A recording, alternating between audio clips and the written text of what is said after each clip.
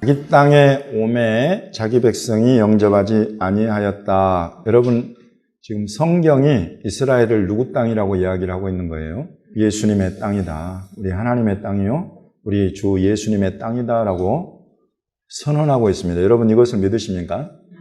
네, 우리가 이스라엘을 들어갈 때 이것 하나만 딱 믿고 들어가도 돼요. 오늘 이르렀어야 만왕의 왕이요 만주의 주님이시라는 것을 우리가 알게 되었지만은 이전부터 지금까지 계속 쭉 놓지 않으시는 하나님의 소유, 하나님의 소유된 목장, 이것은 이스라엘입니다. 그것이 성경이, 신구약 성경이 공의 이야기를 하고 있는 거예요. 그래서 이스라엘 땅에 딱 오셨어요. 2000년 전에 예수님이. 근데 그 이스라엘 땅에 사는 이스라엘 백성, 여기 자기 백성이 영접하지 않았다 그러면 자기 백성은 누구겠어요? 그러니 이스라엘 백성, 유대인들을 말하는 거겠죠. 그래서 여러분, 이 유대인들이, 이스라엘 백성이 예수님을 영접하지 않았다고 이스라엘의 유대인들이 예수님 백성이 아닙니까? 성경이 말하는 바를 우리는 들으면 돼요. 성경은 영접하든 영접하지 않든 이스라엘은 하나님의 백성이요, 우리 주 예수님의 백성이다라고 이야기를 하고 있어요. 기록을 해놓았어요. 여러분, 우리가 이스라엘을 오늘날 사랑하고 그 완악하고 고집스럽고 아직도 그냥 농부와 귀한 마음이 닫혀가지고 예수님 예자만 이야기하는 것도 싫어하고 예슈아라는 이름은 그냥 예슈라고 바꿔가지고 저주할 때 부르는 이름으로 바꿔서 부르고, 여러분, 이렇지만은 우리가 그들을 사랑하는 이유는 바로 이것 때문인 것입니다. 그들이 영접하든 영접하지 않든 그 이름 예슈아를 예슈로 바꿔가지고 저주하는 이름으로 부르건 말건 예수님은 이스라엘을 자기 백성으로 한 번도 이것을 부인하신 적이 없어요. 마지막 심판 때에는 그때 끝까지 자기의 왕됨을 원하지 않는 자들에 대해서는 주님이 그때에는 심판하실 것입니다. 그러나 아직 그때가 이르지 않았어요. 지금 어느 때냐면 하루가 천년같이, 천년이 하루같이 그들이 회개하면서 주님께로 돌이킬 그것을 기다리고 계시는 때요, 여전히 그들을 자기 백성으로 안고 품으시는 우리 주님이신 것을 성경은 우리에게 이렇게 뚜렷하게 가르칩니다. 하마스가 지금 1300명을 일시에 학살을 했어요. 민간인들 딱 타겟을 해가지고 키부츠 어느 마을 어디에 학교가 있고 병원이 있고 경찰서가 있고 다 조사해가지고 아주 그냥 도면에 다 그리고 항공사진 다 촬영하고 들여와가지고 얘들을 완전히 그걸 딱 목표로 하고 들어온 거예요. 민간인 학살을. 그리고 학살하면서 로켓포 쏘아대면서 쳐들어오고 학살하면서 그 가운데 수많은 아이들, 엄마들, 여성들, 나이든 할머니들, 주로 여성들 중심으로 해가지고 노략질을 해갔어요. 약탈을, 인질로 납치를 해간 거예요. 여러분, 이런 일들이 지금 이 말씀에 하면 하나님의 백성, 그 가운데에 일어난 외적의 침입인 거예요. 이것 하나님이 모르셨겠어요? 하나님을 다 알기가 어려워요. 내가 경험하는 하나님만 내가 사실 알게 되어 있어요. 성경 이것들을 보면 내 지식과 이해 한계를 넘어서는 하나님의 모습이 보일 때가 있어요. 그건 지금 딱 이런 상황이에요. 우리 눈앞에서 지금 이런 일이 일어나서 그렇지, 지난 2000년 또는 지난 더 이후로 1000년을 더 거슬러 올라가 보면 하나님이 이스라엘을 자기 백성 삼으시고 얼마나 많은 외적들의 손에 넘겨주신 때가 있었는지 몰라요.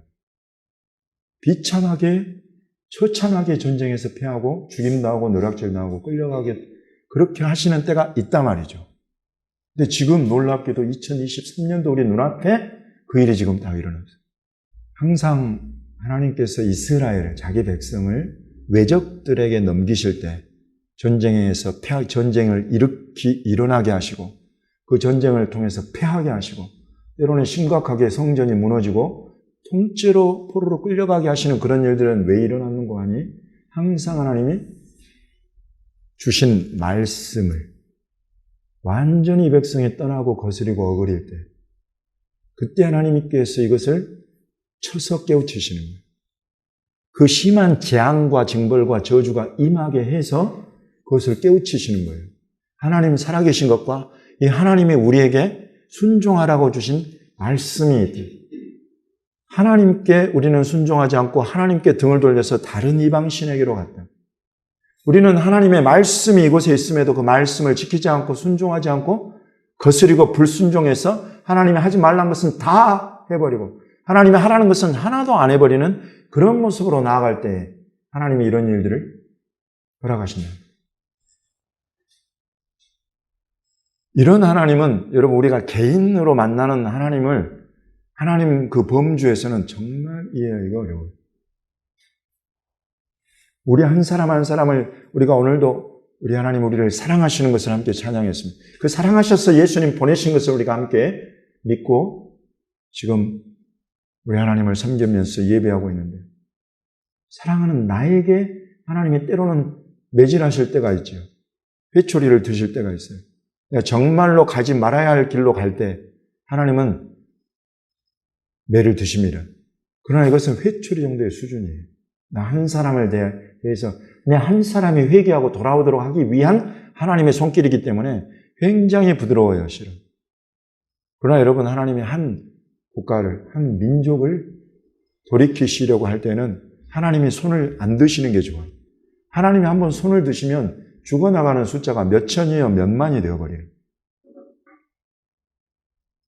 깨우치게 하시네요.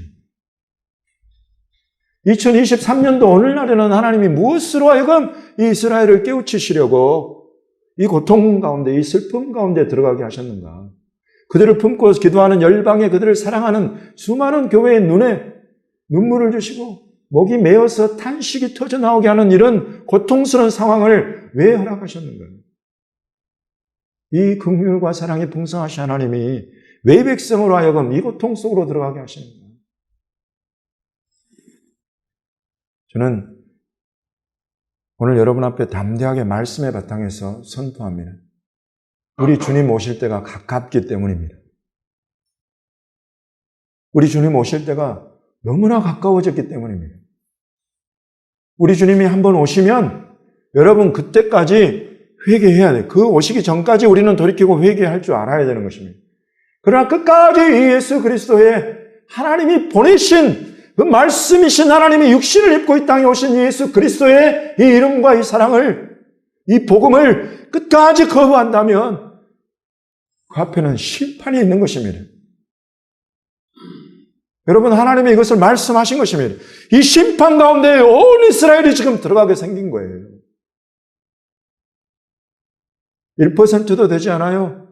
720만 명 중에 7만 2천 명도 아직 예수님을 안 믿어, 이스라엘에. 0.5% 통계로 약 3만 5천 명, 약 0.5%밖에 안 돼요. 수많은 전도자들이 들어가서 예수님의 이름을 선포했습니다. 우리 지난 6월절에 가서 6월절 어린 양 예수와 부채로 나눠주고 선포하고 수백 명에게 그걸 많은 사람들이 기쁘게 받아들였어요. 그러나 정통파 유대인들 그걸 딱 펴보고는 안 받아요. 지금 이스라엘의 정권을 네타냐후가 이 정통파, 그것도 초정통파를 중심으로 한 극우 정치인들 세력과 손을 잡아가지고 사법부를 약화시키려고 하잖아요. 그러면 어떤 법안 통과가 가능해지냐면 이제 극우 정치인들이 원하는 대로, 종교인들이 원하는 그런 법안이 통과가 돼도 사법부에서 제동을 못 걸 수가 있게 돼버리는 거예요. 지금 당장 이 이스라엘 국회의원들, 극우 정치인들, 종교인, 정당을 배경으로 한 사람들은 이스라엘에서 예수의 옛자만 이야기해도 감옥에 잡아들이자. 벌금을 물리자. 여러분, 이런 주장을 하는 사람들이 이런 법안을 벌써 발의를 했어요. 지난 시간에도 그렇게 했던 사람들이에요. 이런 사람들이 득세하고 온 이스라엘이 지금 예루살렘부터 해가지고 기독교의 기자만 들어가는 옷, 십자가, 모든 것들의 박해와 대적과 욕설과 침뱉음이 지금 이 시대에 지난 1, 2년 사이에 계속 늘어나고 있는 거예요.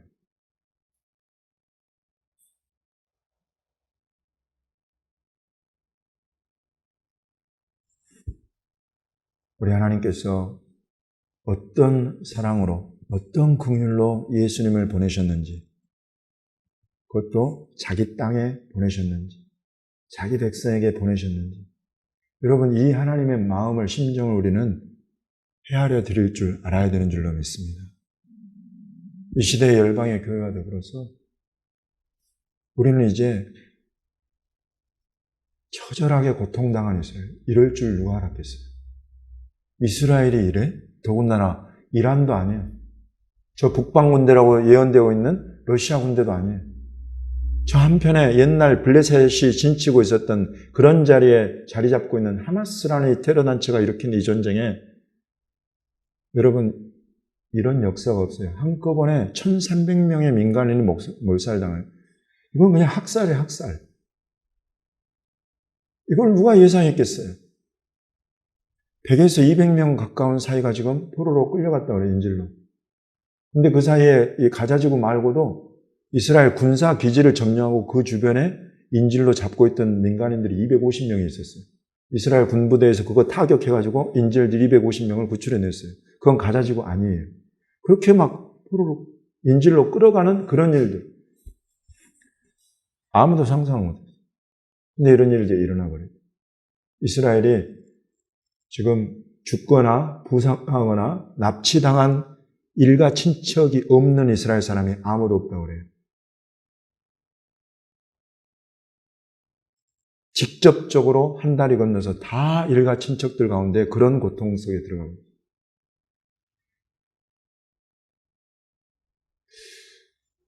이제 정말로 큰 고통이, 슬픔이 정말 이스라엘 곳곳에 자리 잡고 있으면서도 이제 이들은 너무나 끔찍한 이 만행으로, 아까 제가 예배 시작 전에 기도할 때 말씀드렸습니다만 아이들을 목을 잘랐어요.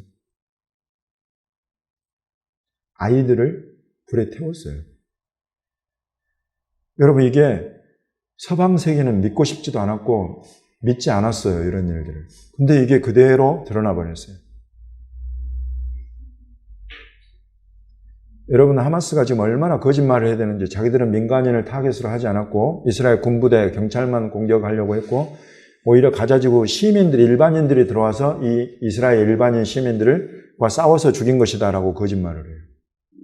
이 거짓말이 어떻게 들통났냐면 하마스 그 죽임당한 사람들을 몸수색해가지고 그곳에서 문서가 나오는데 완전히 이스라엘 키부츠 위치, 그 민간인 시설들 위치를 자세하게 다 그려놓고 그것들을 타겟으로 해가지고 와서 잡아 죽인 거예요.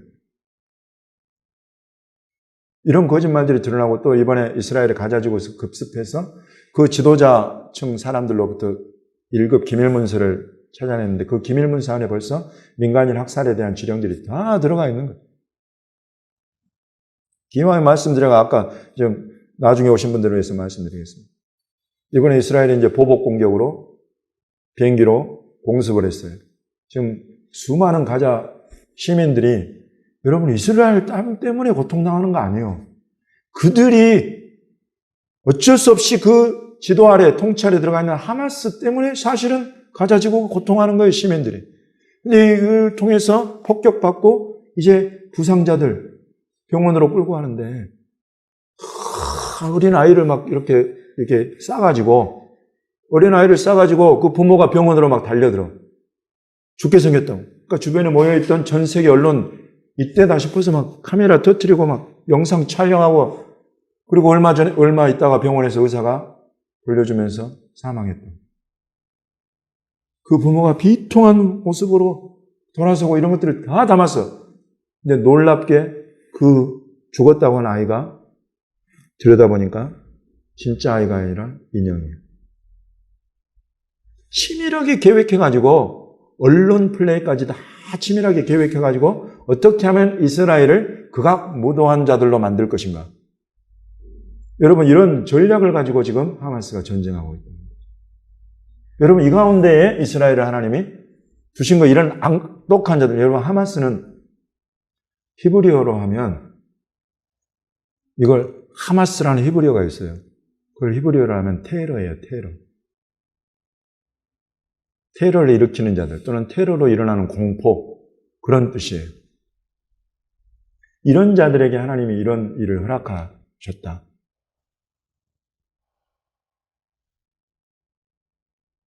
여러분, 주님 오실 때가 심히 가까운 종말의 때가 지금 우리 앞에 열려 있다는 것의 반증인 것입니다.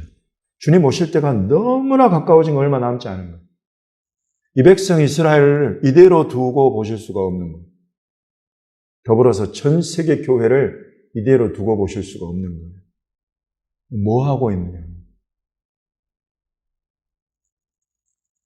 나는 지난 2000년 동안 너희들을 구원하고 너희들을 만나고 너희들을 자녀 삼기 위해서 열방, 땅끝, 가지 않은 곳이 없이 너희들을 구원하러 돌아다녔다. 이제 이 마지막 때 내가 2000년 만에 이스라엘을 나라로 회복하고 그들을 전 세계에 떠돌던 백성들을 그 땅으로 모아들이고 있는데 그들로 하여금 이 너희로 구원받게 한 이 예수 그리스도의 이 이름과 복음을 그들에게 돌려줘야 될 때 너희는 지금 어디서 뭘 하고 있느냐. 주님이 열방의 교회를 향해서 실은 부르고 계시는 거예요. 그리고 이스라엘 백성들을 향해서는 정말 다시 한번 이들은 이제 이 전쟁이 승리로 끝나게 되면 다시 한번 돌아보게 될 것입니다. 우리 하나님 어디 계시는가? 정말 우리 하나님 계신가? 어떻게 이런 참혹한 만행을, 참상을 살아계시면 자기 백성에게 일어나는 이런 일들을 두고 보실 수가 있단 말인가? 여러분, 이런 질문들을 하게 될 것입니다.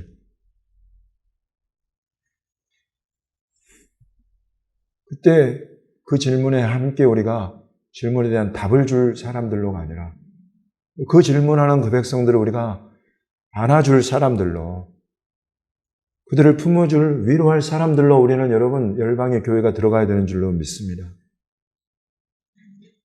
여러분, 그런 질문들은 답은 실은 그 질문하는 사람이 찾게 되어 있어요. 그 질문하는 사람에게 하나님이 주게 되어 있어요. 우리는 이런 답을 주러 들어가는 것이 아니라 이 답 안에 담겨있는 하나님을 향한 일어난 일에 대한 이 고통과 이 슬픔을 여러분 우리는 함께 안아주고 위로하고 함께 울어줄 뿐인 것입니다. 그렇게 교회가 들어갈 수만 있다면 열방의 교회가 우리 주 예수의 이름이, 그 복음이 그렇게 유대인들에게, 예루살렘에게 증거될 줄로 믿습니다. 이 이름은 영접하는 자, 곧 그 이름을 믿는 자들에게 하나님의 자녀, 아들과 딸이 되는 권세를 주는 이름이라고 하시는 것입니다. 그 이름은 곧 예수아라는 이름입니다. 천사가 마리아를 찾아와서 네가 잉태하여 성령으로 잉태하여 아들을 낳을 것인데 그의 이름을 예수아라고 해라. 이는 그가 자기 백성을 저희 죄로부터 구원할 자이기 때문이다. 그래서 예수아라는 이 이름은 일반 명사로는 구원이라는 뜻이에요. 히브리어로. 그래서 구원이라는 이름을 가진 구원자로 하나님은 그 품에 독생하신 하나님을 육신을 입게 해서 이 땅에 보내셨다는 것입니다. 그래서 예수아라는 이 이름을 믿는 자는 누구든지 자기 땅에 와서 자기 백성이 영접하지 않았지만 그 가운데 영접한 백성들을 제자 삼으시고 그들을 통해서 열방에 내보내시면서 구원의 이 복음을 맡기십니다. 그래서 이 복음이 유대인들을 통해서 전 세계로 흘러온 것입니다. 이르시되 너희는 온 천하에 다니며 만민에게 복음을 전파하라. 믿고 세례를 받는 사람은 구원을 얻을 것이요 믿지 않는 사람은 정죄를 받으리라. 이 말씀의 바탕에서 전 세계 열방에 다니면서 유대인들이 처음 초기에 복음을 전한 것입니다. 믿고 세례를 받는 자, 예수아라는 이 이름을 믿고 그 이름으로 세례를 받는다. 나는 그 이름으로 죽고 그 이름으로 살아납니다. 이렇게 세례를 받는 자, 그 사람은 구원을 받는 자. 그래서 저와 여러분이 이 이름으로 세례를 받고 구원을 얻은 줄로 믿습니다. 이 놀라운 구원의 복음이 이스라엘 예루살렘에서 유대인들로 말미암아 시작됩니다. 그러나 믿지 않는 사람은 정죄를 받는, 믿지 않는 사람이 정죄받는 이것은 저와 여러분과 같은 이방인들도 동일하지만 유대인들도 마찬가지입니다. 끝까지 예수와 이름을 믿지 않는 자는 정죄를 받게 되어 있어요. 이것이 하나님이 정하신 계획인 것입니다. 그래서 이 이름을 우리가 담대하게 구원의 이름으로 증거하고 전파해 왔고 더욱 더 할 것입니다. 이스라엘에. 그 이후로 사도행전에서 이어지는 모든 일들은 전부 다 이 이름으로 세례를 주는 일들이에요. 예수와의 이름으로 세례를 주는 것입니다. 그러면 이 사람 안에 확신이 생기는 거예요. 내 입으로 내가 예수를 주라고 시인하고 예수님이 나의 죄로부터 내 대신에 십자가에서 내 죄를 담당하셨다는 것을 마음으로 믿고 입으로 고백할 뿐만 아니라 세례를 받는 자는 물속에 들어가서 완전히 죽음을 경험하고 그리고 물 밖에 나와서 그 부활 생명이 나에게 있음을 믿음으로 받아들이는 것입니다. 이런 것이 믿고 세례받는다는 것입니다. 이와 같은 자들에게 하나님이 성령을 선물로 주십니다. 성령 세례를 더불어서 약속하고 계십니다. 여러분, 이런 성령 세례에 관한 것은 여러 가지 신학적인 조류들이 있습니다만은 참으로 내가 성령 충만한가 아닌가는 본인이 알게 되어 있어요. 내가 예수를 믿지만 나는 성령의 사람인가 아닌가는 본인이 알게 돼요. 여러분, 이런 일이 어디에서 일어났냐면 빌립이 복음 전할 때 성령 충만한 사람 빌립이 복음을 전할 때 이 빌립이 전한 하나님의 나라와 예수 그리스도의 복음을 사마리아 사람들이 받았어요. 다 받고 예수님의 이름으로 세례는 받았는데 보니까 성령 받은 적이 없단 말이에요. 그래서 베드로와 요한을 보내서 성령 받기를 위해서 안수하고 기도하니까 하나님의 성령이 임했다라고 성경이 기록하고 있어요. 이제 이와 같은 것들을 후대의 기독교 사상가들, 신학자들이 모든 믿는 자 안에 성령이 임한다라고 가르쳐요. 그렇지 않으면 예수를 어떻게 우리가 고백할 수 있겠냐. 그런데 이곳에서 보면 성령 세례라는 것은 성령 세례가 없어도 예수를 믿고 입으로 고백하고 세례받을 수 있어요. 물 세례. 그러나 지금 이곳에서 특별히 성령 받기를 기도할 때 성령이 임했다는 것을 또한 우리는 주목해서 볼 필요가 있어요. 그래서 여러분, 내가 참으로 나는 성령이 뭔지 모르겠다. 이러면 딱 이 부류에 속한 사람인 거예요. 그러면 이 사람은 겸손하게 성령 충만한 사람 앞에 딱 가서 무릎 꿇고 내가 성령 받기를 위해서 기도해 주십시오 라고 해야 돼요. 그러면 성령 충만한 사람은 이들을 위해서 성령 받기를 위해서 기도할 때 성령 세례가 임한다. 이것이 성경이 사도행전에 우리에게 보여주고 가르치는 바예요. 한 번 이 성령이 임하시면 그 이후로는 내가 예수를 완전히 부인해버리지 않는 이상 내 안에 나와 함께 거하시면서 계속 나를 예수님 닮아가는 삶으로 이끌어 가시는 줄로 믿습니다. 여러분, 이것이 이제 혼동하지 마시기 바랍니다. 혼동하지 마세요. 한번 성령이 내게 임하시면 성령 체험을 한 사람은 다시 성령 받기를 구할 필요가 없는 것입니다. 그 사람은 성령의 충만함을 사모하고 구하면 돼요. 더욱 충만히. 이 성령 충만을 내가 어디에서 지금 거스리고 있는가? 이 성령이 충만해진 것을 내가 어디에서 내 스스로 막고 있는가? 내 육신의 소욕과 원함을 추구하면서 성령이 원하는 성령의 음성은 내가 어디에서 막고 있는가를 점검하기만 하면 되는 것입니다. 이후부터는. 여러분, 이렇게 성경이 우리에게 가르치고 있어요. 그래서 예수님은 믿고 세례받는다. 그리고 성령 세례받는다. 이와 같은 것들을 이렇게 풀어갑니다. 제가 오늘 여러분에게 말씀드릴 마지막 여러분, 이런 일들이 전부 다 예수와라는 그 이름이 우리 안에서 이런 하나님 나라의 일을 문을 열고 이 문을 더 열고 더 넓게 열고 우리를 더 예수님 닮아가는 삶으로 이끌어가는 그런 일의 출발이에요. 예수와라는 그 이름이. 구원이라는 그 이름이 그 일을 이루시는 거예요. 그런데 여러분, 우리 주님의 이름은 예수와라는 이름뿐입니까? 오늘 저는 사실 여러분과 예수와라는 이름만을 나누기 원했어요. 그 이름만으로 실은 충분하고 족하기 때문에. 그러나 오늘 성령께서 여러분에게 들리기 원하시는 것은 이사야 9장입니다. 여러분, 이사야 9장 같이 한번 열어보겠습니다. 6절과 7절 우리에게 너무나 잘 알려져 있는 말씀이죠. 6절 한 절만 먼저 읽어보겠습니다. 는 한 아기가 우리에게 낳고 한 아들을 우리에게 주신 바 되었는데 그의 어깨에는 정사를 메었고 그의 이름은 기묘자라 모사라 전능하신 하나님이라 영존하시는 아버지라 평강의 왕이라 할 것임이라. 아멘. 한 아기와 한 아들을 우리에게 주셨다. 그러면 이제 이 아기가, 이 아들이 누구인지 우리는 너무나 잘 압니다. 누굽니까? 예수 그리스도, 우리 주님이시죠. 여러분, 이 아들을, 이 아기를 주신 가장 큰 이유가 실은 바로 그 전절에 나와 있어요. 9장 5절입니다. 같이 읽어보겠습니다. 시작. 어지러이 싸우는 군인들의 신과 피 묻은 겉옷이 불에 섭같이 살라지리니. 아멘. 이것은 지금 전쟁하는 그런 이스라엘, 전쟁하는 열국에 관련된 그런 표현이죠. 어지러이 싸우는 군인들의 신, 군화, 피 묻은 겉옷, 군복 이런 것들이 불에 섭같이 살라지게 될 것이다. 여러분 섭 태워보신 분 계세요? 이런 표현은 사실은 좀 구닥다리 표현이에요. 옛날에 누에고치 키우던 시절에 누에고치를 키우는 그런 것들이 있어요. 그런 것들이 이제 누에가 고치를 다 짓고 그것들을 명주실 뽑으라고 다 이제 팔고 나면 이것들이 바짝 말라 있어요.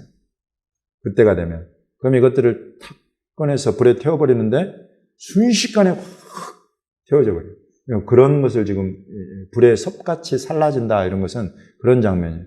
군화, 군복 이런 전쟁할 때 필요한 것들이 순식간에 다 없어져 버린다.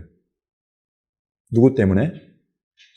이 한 아기, 한 아들 예수 그리스도 때문에 그런 거예요.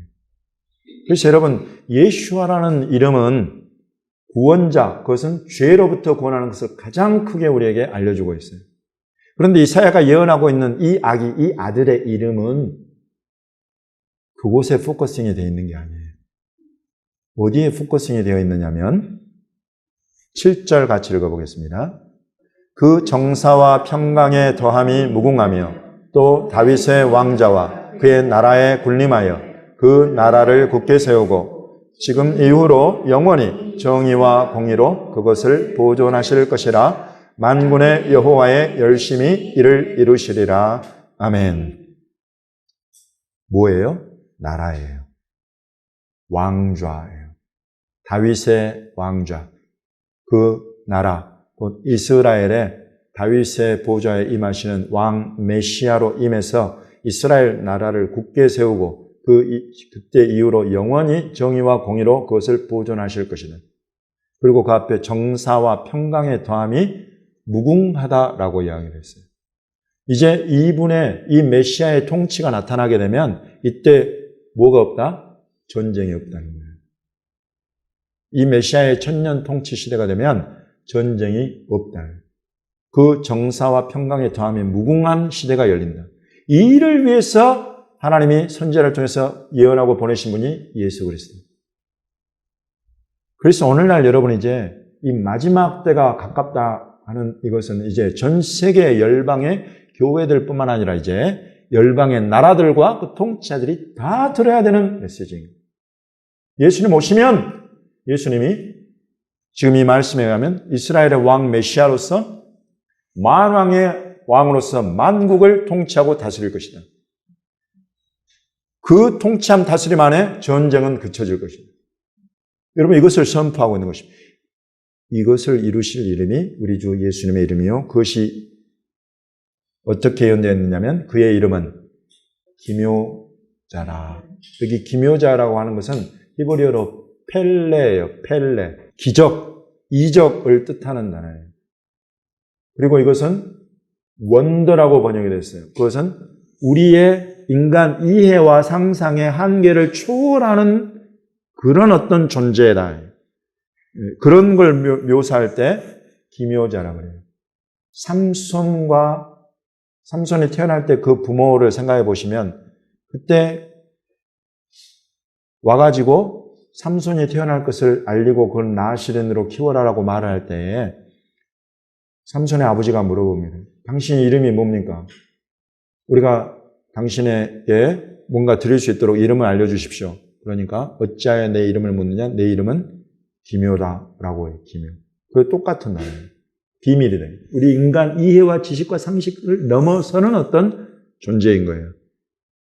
그렇게 이야기를 할 때 이 펠레, 기묘다라고 해요. 그 다음에 나오는 모사라. 이것은 흔히 일반적으로 말할 때 카운셀러예요. 카운셀러. 여러분, 인간이 도저히 줄 수 없는 그런 카운셀링을 주실 수 있는 분이 이분이다. 이것은 개인적인 것도 그렇고 비즈니스도 그렇고 국가와 국가의 외교 전략이랄지 국가와 국가의 관계랄지 앞으로의 방향 설정이랄지 이런 모든 것에 다 통용되는 그런 카운셀링이에요. 그런 것이 나올 수 있는 분이에요. 그래서 여러분, 이제 이분이 오셔서 통치하시면 어떤 시대가 되냐면 지금 도저히 불가능해 보이는 사막, 도저히 불가능해 보이는 오직 그냥 사람을 죽음으로 내몰 것만 같은 그런 모든 것들을 어떻게 개발해야 될지, 어떻게 사람에게 유용하고 우리에게 이로움을 줄지 이런 모든 것들에 대한 카운셀링이 실은 이분으로부터 나올 수 있는 이 통치의 시대가 열리는 그런 이름인 거예요. 그리고 전능하신 하나님. 여러분, 이런 이름을 우리가 지금 알고 준비해야 되는 것은 왜 그러겠습니까? 그 다음에 나오는 영존하시는 아버지, 평강의 왕, 이런 것들은 전부 다 예수 그리스도를 유대인들에게 증거할 때 큰 걸림돌을 제하는 이름이 바로 이런 이름들입니다. 이사야라는 유대인들이 부인할 수 없는 선지자를 통해서 장차 올 메시아의 이름이 알려졌는데 그 메시아의 이름이 전능하신 하나님이에요. 유대인들에게 메시아는 그냥 이 땅을 통치하는 인간 메시아예요. 그래서 푸틴이 우리의 메시아가 될 수 있다. 트럼프가 우리 메시아가 될 수 있다. 그런 소리를 그래서 하는 거예요. 이 땅을 사는 사람이어야 돼요. 유대인들에게 메시아 개념은 그래요. 그러나 그것은 반쪽짜리인 거예요. 하나님이 선지자를 통해서 말씀하신 것은 신적 존재, 그것도 하나님과 동일한 존재, 하나님이신, 전능하신 하나님이요, 영존하시는 아버지로서의 메시아인 거예요. 그가 한 아기로 한 아들로 온다. 이게 유대인들이 이해가 안 돼요. 어떻게 하나님이 아기로 아들로 온다. 이게 이해가 안 되는 거예요. 그러나 이것을 그대로 우리는 유대인들에게 증거하면서 예수는 바로 너희들이 기다리는 메시아인데 너희는 이방신, 이방 종교의 주라고 이야기를 하지만 그는 성경이 이야기하는 바 바로 하나님이 보내신 바로 그 메시아다라고 말할 수 있는 것은 바로 이 예수님의 이름 때문에 그런 것입니다. 이제 이런 이름에 대한 이해를 오늘 주님께서 저와 여러분에게 더 들리기 원하셨던 것은 예수아라는 이 이름은 굉장히 개인적이에요. 우리에게. 우리를 죄로부터 저와 여러분 죄 없는 사람 있어요? 아무도 없어. 그래서 저와 여러분 한 사람 한 사람의 구주로 이 죄로부터 구원해 내시는 구주로 저와 여러분의 주님으로 오시는 이름이 바로 예수아라는 이 이름. 그러나 지금 이곳에서 계시되는 이 이름들은 우리의 믿음의 지경과 영역을 넓히시는 이름이에요. 이 이름은 우리 개인적인 예수님과의 우리의 친분과 관계뿐만 아니라 예수님의 그 통치하며 다스리는 영역 전반으로 우리의 눈을 옮겨주는 이름들이에요. 그래서 예수 그리스도의 이름이 이제 권세 있는 이름이다 할 때에 또 하나님의 자녀가 되는 권세를 우리에게 주셨다 할 때에 그 권세라는 것은 이제 이와 같이 이 이름이 미치는 모든 영역, 그야말로 전 세계 5대양 6대주 모든 나라와 민족에 이 이름은 그대로 영향력을 미쳐서 그 통치와 그 다스림 가운데로 들어오게 하는 그런 이름의 비밀이 바로 이 이름. 여러분 이것을 이 마지막 때가 될수록 우리는 더 보아야 돼요. 왜냐하면 마지막 때에 적그리스도의 영향력은 이와 같이 전 세계에 미치면서 일어날 겁니다. 그때 우리가 깨어서 교회가 권세 있게 이 적그리스도의 모든 계획을 드러내고 대적하고 이겨내고 또 우리 주변에 이와 같은 것들을 밝은 빛으로 비추어낼 수 있기 위해서 이 우리 주님의 이 가진 다른 이름들에 대한 믿음과 이해와 그것을 받는 이 영적 권세의 위임이 필요한 줄로 믿습니다. 이제부터는 내가 너희를 위해서 구하겠다는 것이 아니요 너희가 내 이름으로 아버지께 구하면 아버지께서 내 이름을 믿은 너희를 너무나 기뻐하고 사랑하시는 거로 내 이름으로 구하는 너희의 기도와 구함을 아버지께서 친히 너희에게 이루어 주실 것이다 라고 요한복음에서 기록하고 있는 것입니다. 여러분 이런 확장되는 영적 지경 안으로 저와 여러분을 부르고 계십니다. 마지막 때의 교회를 부르고 계시는 것입니다. 계속 우리 안에 이 계시, 이 놀라운 하나님의 계획을, 이 비밀을 계속 계시해 주셔서 우리가 단지 지식만으로가 아니라 참으로 영적인 권세로 누리면서 그 가운데 우리 주님의 뜻을 이 마지막 때에 풀어가고 감당해드리는 하나님의 좋은 군사들로 서가는 저와 여러분이 되시기를 예수님의 이름으로 축원합니다.